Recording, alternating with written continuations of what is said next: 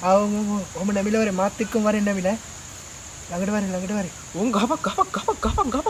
හරි ඔම් පඳුර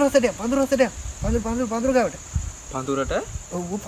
ඔතන ඔය තියෙන්නේ අන්න ඉස්සර අන්න අතන එකෙක් යනවා හරි උඩ තියපන් වදින්නේ ඔළුවට අයියෝ මේ කට ගහන්න බෑ එලා සුදුනන ඔයා දන්නවනේ මං කියන සුදු අප්පච්චි ගැන මං තමයි පවුලේ බාලයා ඒකින්ද මට සියලුම දේවල් ලැබෙන්නේ ඔයා බලන්න